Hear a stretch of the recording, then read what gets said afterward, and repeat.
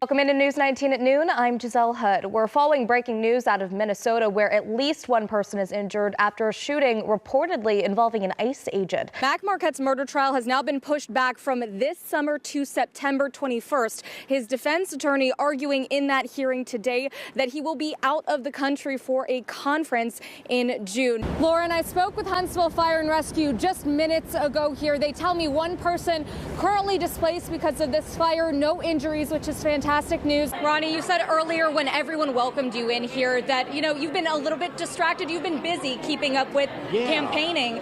Now you're ready to go. Just within the last hour, the state Supreme Court held a hearing where former Decatur police officer Mac Marquette argued he should be immune from murder charges in the death of Stephen Parkins. Right now, it is absolutely crazy, and I have to mention the winds as well because they are really just whipping the rain into our car. That is where this deadly house fire happened in Lawrence County.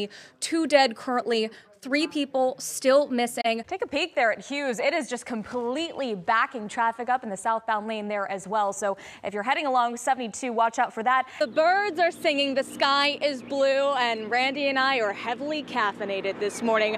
We are ready to go. You can buy ornaments, picture frames. Maybe Ben Smith is going to sell you one of his beanies. Who knows?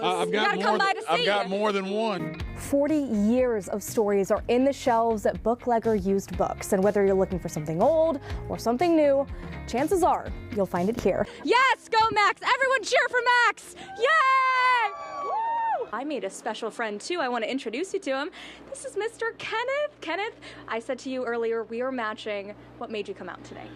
I saw you this morning on television, and I said I'm gonna put on my red and make an appearance.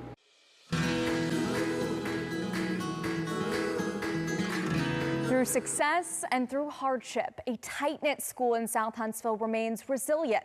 And this year, they celebrate a decades-long milestone. But the future of Mountain Gap is uncertain. As parents and teachers fight to keep their building standing, I'm meeting the people who are the school's foundation. Only on News 19, this is the story of Mountain Gap through their eyes. And it's 60 years in the making. What makes a school? Some would point to the classrooms, the lockers, and textbooks. For others, though, it's all about the people. These kids are probably like adults now. In the Mountain Gap School Library, a small bookshelf holds 60 years of memories. The yearbook photos may be frozen in black and white, but what they captured lives on today. Mountain Gap and the Henriksons are just tied at the hip. We're absolutely woven into the fabric. January 1966, Mountain Gap opened. Robert Henriksen was there on the very first day. Cafeteria wasn't open yet. That was still under construction when the students came in, so we ate lunch at our desk. He still lives just a stone's throw away from the school. Only now he has 28 kids and grandkids. 15 of them have gone to Mountain Gap. And Henriksen isn't the only one with strong ties. I am right there. Oh my goodness. What is it like to see yourself so young? Crazy. My cheeks were a lot chunkier then. 3rd grade teacher Amy Hope was once a student herself. To me, when they first see me, they don't really see me as being old, but then they look back at these pictures and they go, oh yeah, you are. 60 years is a long time. I'm 54 years old. Every day at Mountain Gap, Miss Hope relives her younger years. It's really amazing, to be honest with you, because I walk through the halls and I see things and it brings back a memory for me. A lot has changed since then. Punishment, for one, was more painful back in the day. Instead of writing 100 sentences saying, I will not chew gum in choir, I got 3 licks. So I love to tell my 3rd graders that story because they're like, what? You did this? You got paddled for chewing gum in school? And I'm like, yeah, you guys, it was a whole different story back then. Putting a bunch of frogs in a room before school started, that was an offense worthy of 3 licks. Then there are the mascot changes, the old helmets and spirit wear. I'm touching an ancient relic right now. But some things, and people, just can't be replaced.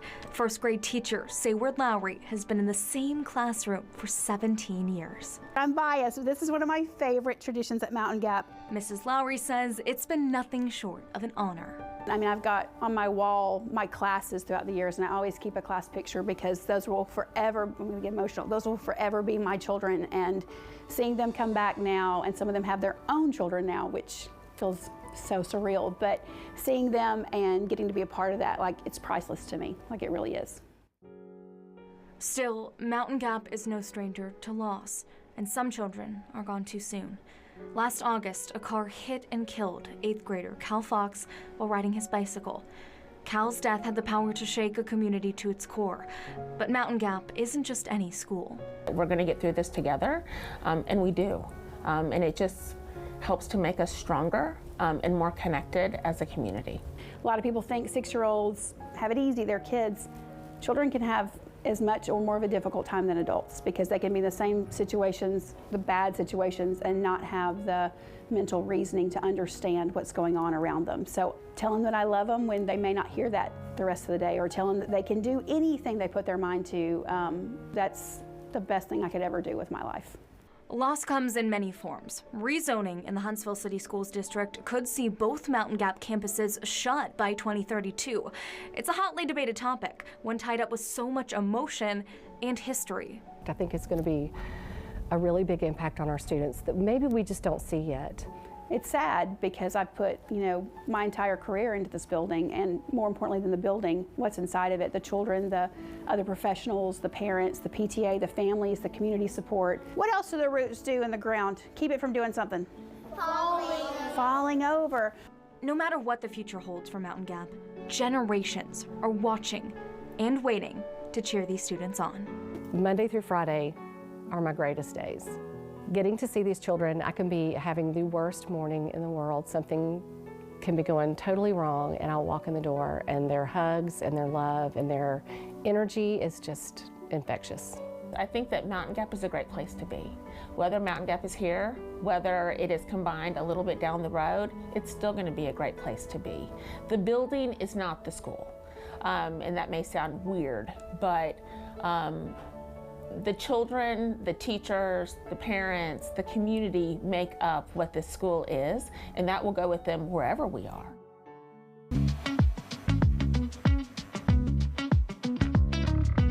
For those not fluent in Italian, razzo means rocket. What better name for a Huntsville pizzeria serving up pies by the slice? This all started from a big dream, and I put a lot into it, probably more than I should have. Quality ingredients and affordable food all in walking distance of the downtown square. You get to try a slice, eat a slice, feel full, and be done. And then you can come back the next day, try a different slice. But it wasn't all smooth sailing in the beginning. When owner Heidi Kaiser opened Razzo's doors in the spring, they were short on staff and struggling to keep up with traffic. It sucked for the customers, and it also sucked for me. I love food, and I want to share that. I don't want to let people down. Anything good takes time, so Heidi simplified the menu and focused on training. We realized at the beginning, all right, we need to pare down and give the basics just so we can get it out. Because of that, we have so many regulars that just bared through it with us. One of those regulars is Jason Speth. I just happened to see the sign and I got super excited, so I ran back to work, told everybody at work, I said, tomorrow we're doing pizza by the slice, and I think I've been coming here pretty much ever since, almost every Tuesday through Friday ever since. Well, I'm an accountant, so I'm looking at cost, and so I'm always looking for the cheapest lunch, and this one's very high quality. I can get in and out for $5 or $6. A lot of it's the cost, but then once you taste it, it's a great pizza, and you fall in love with it. The process is extensive, and it starts with the sourdough crust. It's not only healthier, but it's more amazing. The taste is so much richer, and it has such a nice texture to it. And it was very difficult for me at first, I'm not gonna hold you. I felt like a newbie, a newborn baby. But once I got it, it's one of the reasons why I wake up every day. I got a chance to try my hand at it. This is gigantic. The trick, as I learned very quickly, is small movements. Now, have you ever broken the dough before? No! Oh, are we getting it? Yeah. Come for the pizza, stay for the staff. I love being able to be the one to interact with them, to put a smile on their face, and they also be smiling from the food, but the customer interaction is really where it starts. It shows that we're doing something right, and it creates a home for them. Some people spend more time here than they do even at home.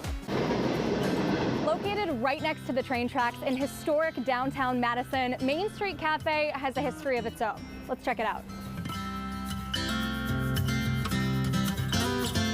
I think the building originates somewhere between the late 40s, early 50s as far as being built, but it was a basic municipal building. This restaurant had an incredibly loyal customer base when we came in, and all we've ever tried to do was maintain that.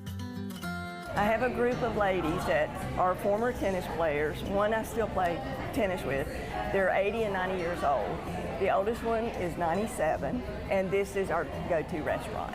We have lunch once a month, and this is where we like to come. And they always like to sit in the jail cell. You can tell stories in there, and they're not getting repeated.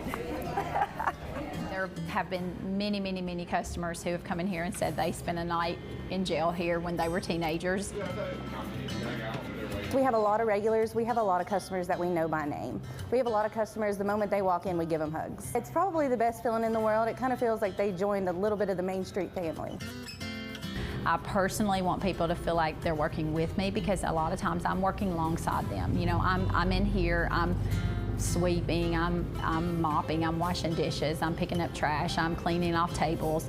I'm working with my team, and I want them to always feel that way. And I also want to be very approachable in that sense too. You feel like you're a part of somebody's dream to come here. When I get up in the morning, I know I'm going to work, but at the same time, I know I'm going to get to work and see everybody that I care about and I love. This morning, we're learning a Priceville police officer is suing the city and several leaders, claiming he was wrongfully fired. News 19's Tony Cortez joins us live near County Road 761 in Valley Head.